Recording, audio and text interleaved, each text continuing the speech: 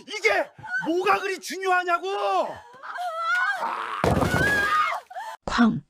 김장독이 산산이 부서졌습니다. 남자는 멈추지 않았습니다. 두 번째, 세 번째 독을 집어 던지며 바닥에 김치를 짓밟았습니다. 그의 품에는 쓰러진 여자가 안겨 있었습니다. 경악한 얼굴로 지켜보는 사람들. 대체 무슨 일이 벌어진 걸까요? 평범해 보였던 이 사람들에게 무슨 일이 있었던 걸까요? 이 충격적인 반전의 전말이 궁금하시다면 잠시만 구독 버튼을 눌러주세요. 매일 감동의 이야기들을 전해드립니다. 모든 것은 1년 전 김장철로 거슬러 올라갑니다. 둘째 며느리 서연이 시댁에 들어온 지 6개월이 지났습니다. 남편 민호의 사업 실패로 빚만 남았고 친정은 도와줄 형편이 못되어 둘은 시댁에 얹혀 살게 됐습니다. 김장철이 다가오자 시어머니는 며느리 둘을 불렀습니다. 대기업 과장인 며느리는 어머니 죄송해요. 이번 주는 정말 바빠서요. 저녁 때 들를게요. 큰 며느리는 전화 한 통으로 빠졌고 시어머니는 이해한다는 듯 고개를 끄덕였습니다. 그리고 서연을 바라보며 서연이 내가 해야지. 애도 없고 직업도 없으니 놀면 뭐하니 일이라도 해야지. 서연은 아무 말도 하지 못했습니다. 새벽 5시부터 찬물에 배추를 씻고 절이고 양념을 만들고 하나하나 버무렸습니다. 허리가 끊어질 것 같고 얼얼하게 절였습니다. 저녁 8시 큰 며느리 부부가 왔습니다. 봉투 하나를 시어머니께 건네며 어머니 고생 많으셨어요. 김치는 제가 싸갈게요. 시어머니는 환하게 웃으며 김치를 담아줬습니다. 서연은 구석에서 설거지를 하고 있었습니다. 아무도 그녀에게 고맙다는 말을 하지 않았습니다. 밤 11시 서연은 겨우 모든 일을 끝냈습니다. 갑자기 시작된 복통이 참을 수 없을 만큼 아팠습니다. 화장실로 달려갔습니다. 그리고 그녀는 그곳에서 피를 봤습니다. 눈물이 멈추지 않았습니다. 임신한 줄도 몰랐습니다. 그리고 지금 그 아이를 잃었습니다. 다음 날 서연이 남편의 부축을 받으며 병원에서 돌아오자 시어머니가 물었습니다. 어디 아팠어? 서연은 떨리는 목소리로 대답했습니다. 유산했어요. 시어머니의 표정이 굳어졌습니다. 애도 하나 제대로 못 지키니. 그러니까 조심했어야지. 민호가 어머니께 따지려 했지만 시어머니의 차가운 시선이 그를 막았습니다. 얹혀 사는 주제에 말대꾸까지 하며 와이프 편들려고. 민호는 입을 다물 수밖에 없었습니다. 서연은 방으로 들어가 이불을 뒤집어 쓰고 소리 없이 울었습니다. 1년이 흘러 다시 김장철이 왔습니다. 서연은 다행히 다시 임신을 했고 7주째였습니다. 이번에는 시어머니에게 조심스럽게 숨겼습니다. 말하면 또 뭐라고 할지 몰랐으니까요. 시어머니의 구박은 더 심해졌습니다. 돈 없는 집 며느리 들였더니 우리 아들만 고생이고 사위가 사업에 실패해서 힘들면 다른 집들은 친정에서 잘도 도와주던데 으이그 내 팔자야. 서연은 고개를 숙였습니다. 너는 직업도 없으면서 집에서 뭐 하는 거야? 반면 큰 며느리는 올해도 마찬가지였습니다. 김장 당일 봉투를 들고 저녁에 나타났고 시어머니는 큰 며느리를 보며 흐뭇해했습니다. 큰애 너는 능력도 좋고 덕분에 우리 아들이 편하구나. 요즘은 다들 맞벌이 하더라. 여자들도 능력이 있어야 해. 서연은 올해도 그런 모습들을 보며 혼자 묵묵히 김장을 했습니다. 그런데 김장량이 작년보다 2배였습니다. 이거 팔아서 용돈이라도 벌어봐. 넌 할 일도 없잖아. 사흘을 연속으로 일했습니다. 배가 당기는 것 같았지만 참았습니다. 셋째 날 저녁 배추를 옮기려는데 어지러웠습니다. 발을 헛디디며 그대로 절인 배추 바구니를 들고 넘어졌습니다. 병원 응급실에서 의사의 표정이 어두웠습니다. 유산이에요. 과로와 스트레스가 주된 원인입니다. 무리하셨나요?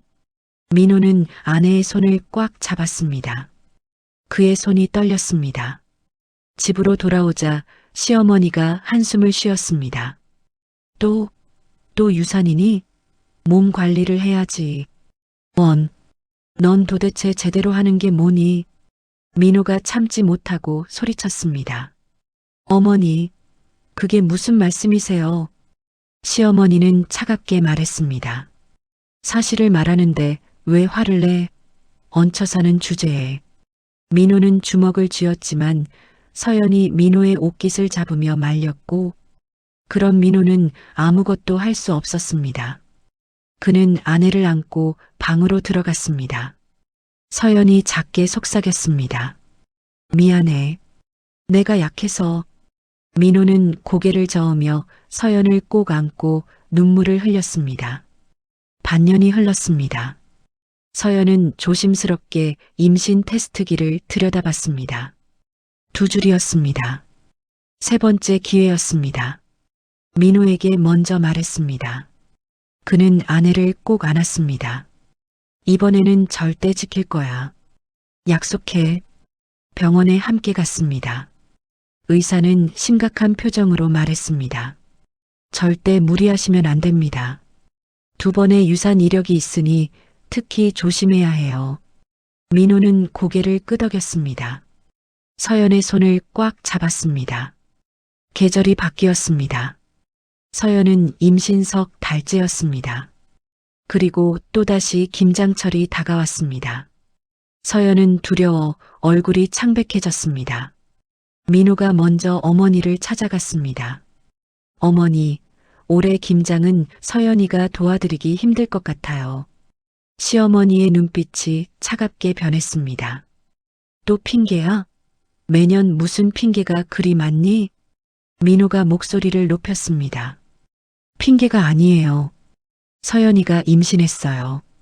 시어머니는 코웃음을 쳤습니다. 참 유난이다. 남들은 회사 다니고 일하면서도 아무 문제 없이 잘만 낳던데 쟤는 뭐가 그리 유난이고 유세니? 민호의 얼굴이 붉어졌습니다.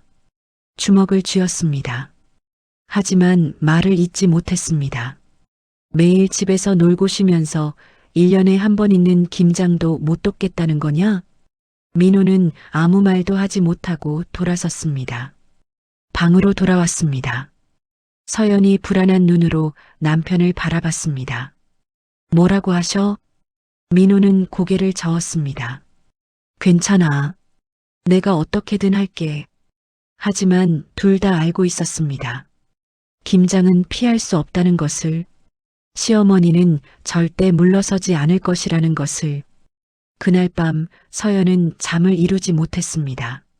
손으로 배를 쓰다듬으며 속삭였습니다. 이번에는 꼭 지킬게. 엄마가 꼭 지킬게. 민호도 잠들지 못했습니다.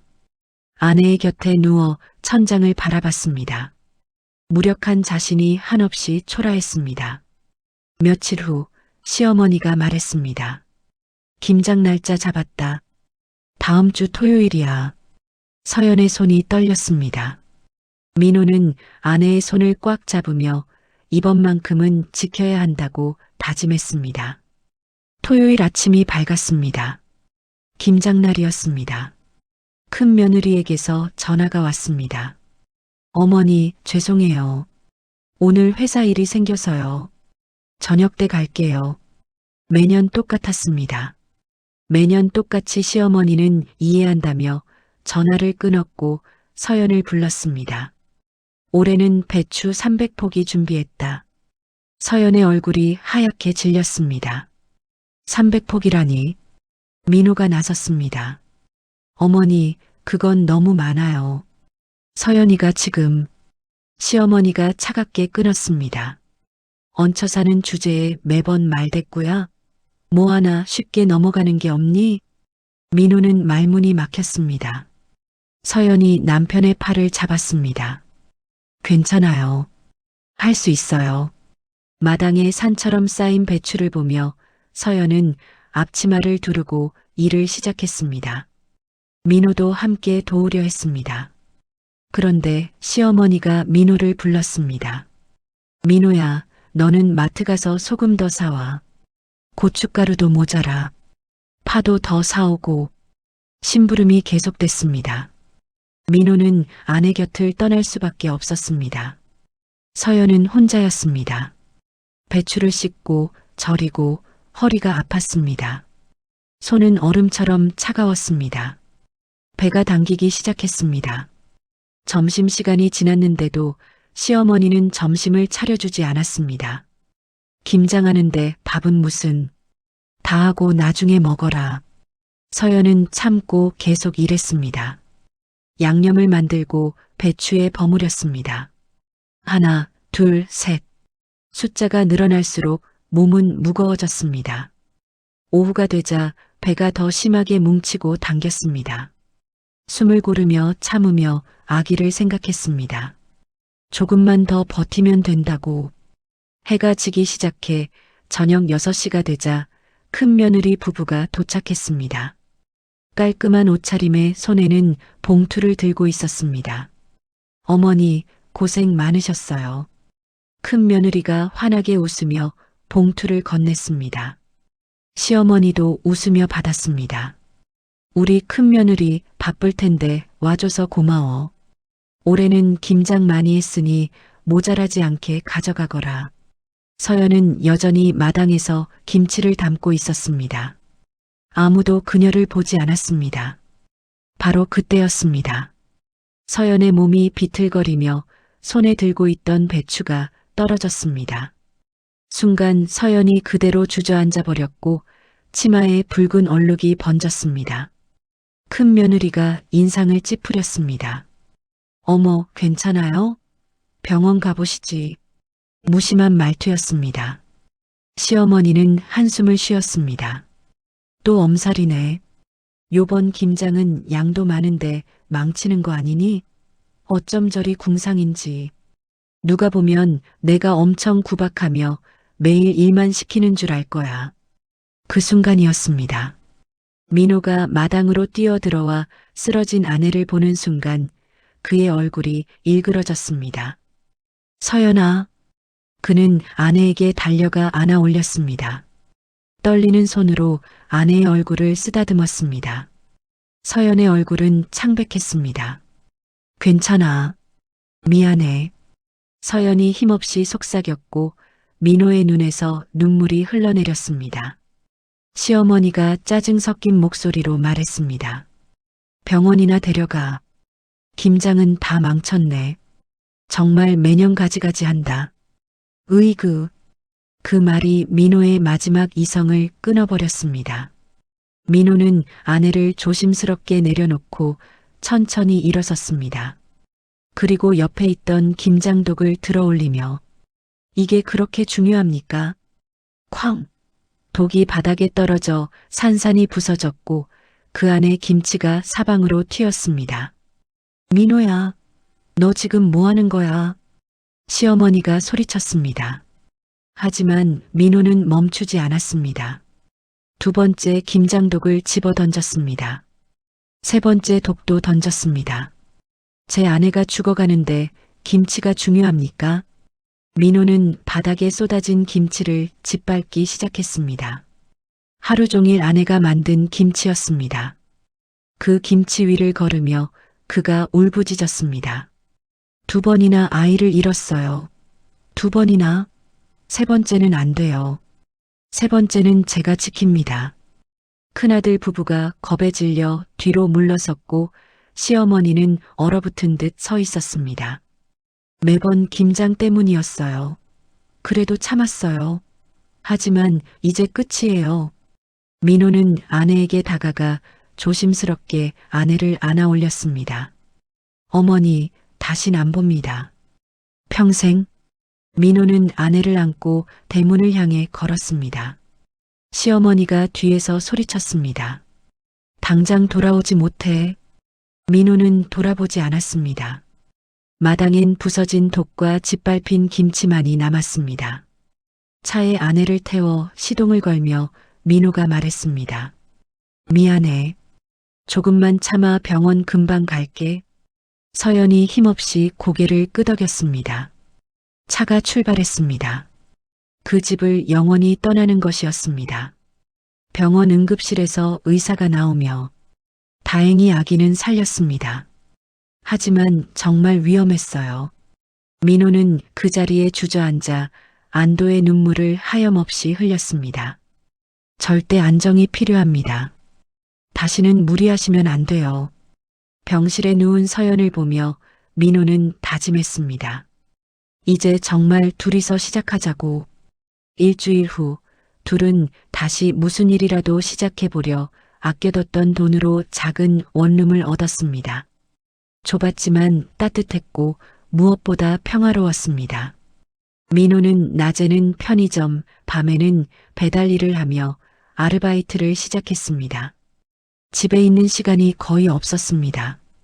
서연은 집에서 절대 안정을 취했고 배가 점점 불러왔습니다. 아기가 건강하게 자라고 있었습니다. 그렇게 평화로운 일상이 반복되던 어느 날 예쁜 딸이 태어났습니다. 둘은 아이를 보며 울었습니다. 기쁨의 눈물이었습니다. 우리 딸 잘 견뎌줘서 고마워. 서연이 아기를 안으며 속삭였습니다. 하지만 현실은 녹록지 않았습니다. 아기 분유가, 기저귀가, 병원비, 돈은 계속 나갔습니다. 민호는 더 많은 시간을 일했습니다. 서연은 미안했습니다. 아기를 돌보느라 아무것도 도와주지 못했고 밤늦게 돌아와 지친 얼굴로 잠드는 남편을 보며 가슴이 아팠습니다.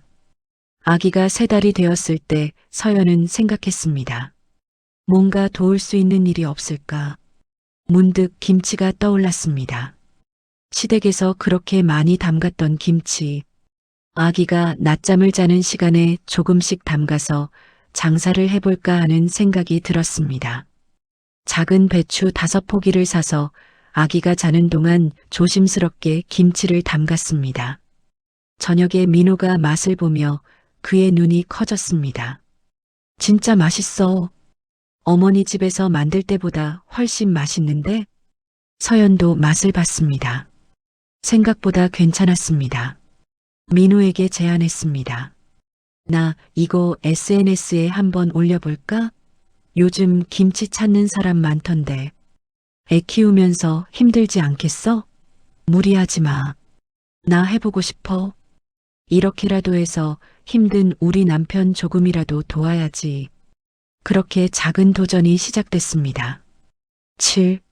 서연이 김장을 하고 민호가 도와 SNS에 사진을 올렸습니다. 간단한 문구를 붙였습니다. 아내가 정성껏 담근 김치 판매합니다. 반응은 즉각적이었습니다. 댓글이 달리기 시작했습니다.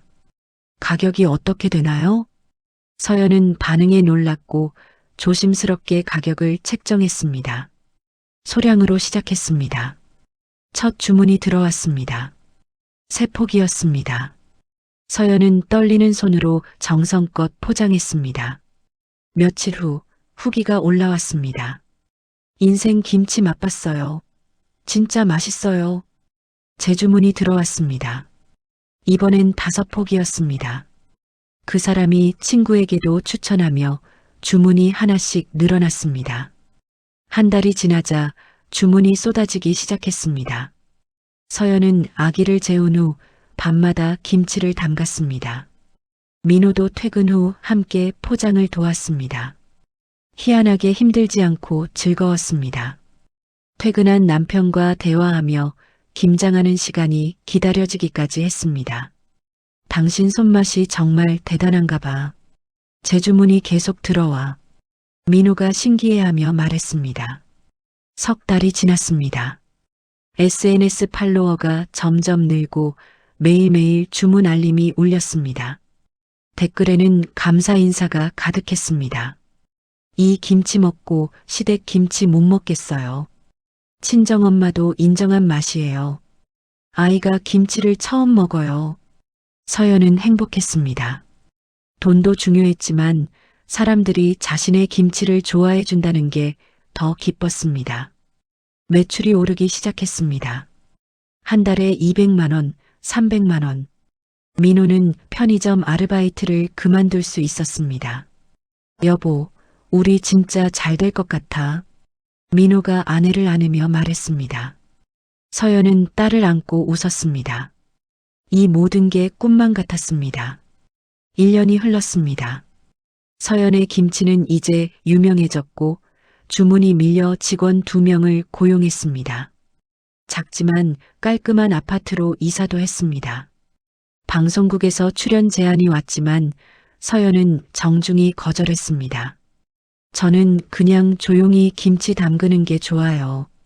딸은 건강하게 자랐고 이제 2돌이었습니다. 아빠를 닮아 웃음이 많았습니다. 어느 저녁 세 식구가 함께 김치를 담갔습니다. 아이는 작은 손으로 배추를 만지며 까르르 웃었습니다. 민호와 서연도 함께 웃었습니다. 행복했습니다. 같은 시각, 다른 곳. 김장철이 되자 시어머니는 홀로 배추 앞에 앉아 있었습니다. 허리를 숙이려는데 찌릿한 통증이 오며 움직일 수가 없었습니다. 큰아들에게 전화했습니다. 민수야, 엄마 혼자 김장하기 힘든데 좀 와줄래? 전화 너머로 한숨 소리가 들렸습니다. 엄마, 우리 바빠서 못 가요. 큰 며느리 목소리도 들렸습니다. 어머니, 요즘 어머니 김치가 예전 같지가 않더라고요. 애아빠도 손도 안 대고 저번에 주신 것도 그냥 그대로 있어요. 이번엔 그냥 사 먹을게요. 전화가 끊겼습니다. 시어머니는 멍하니 앉아 있었습니다. 작년에 주던 돈봉투도 끊기고 큰아들 부부는 이제 거의 오지 않았습니다. 명절에도 바쁘다는 핑계만 댔습니다. 봉투는 둘째치고 아프다는 시어머니에게 와보기는 커녕 안부조차 묻지 않는 큰아들 내외가 서운하고 분했습니다. 그 순간 문득 서연이 떠올랐습니다. 시어머니가 감기 걸렸을 때 밤새 간호해주던 며느리, 새벽같이 일어나 밥 차리던 모습, 한 번도 싫은 내색을 하지 않았던 그 며느리. 전화를 꺼냈습니다. 서연의 번호를 찾아 걸었지만 전화는 연결되지 않았습니다. 이미 차단당한 상태였습니다. 시어머니는 휴대폰을 내려놓고 혼자 썰렁한 집에서 쩔뚝거리며 라면을 끓였습니다. 정막만이 흘렀습니다. 그때 작은 아파트에서는 웃음소리가 가득했습니다. 서연이 딸에게 말했습니다. 우리 공주, 엄마랑 아빠랑 김치 담그는 거 재밌어? 아이가 환하게 웃으며 고개를 끄덕였습니다.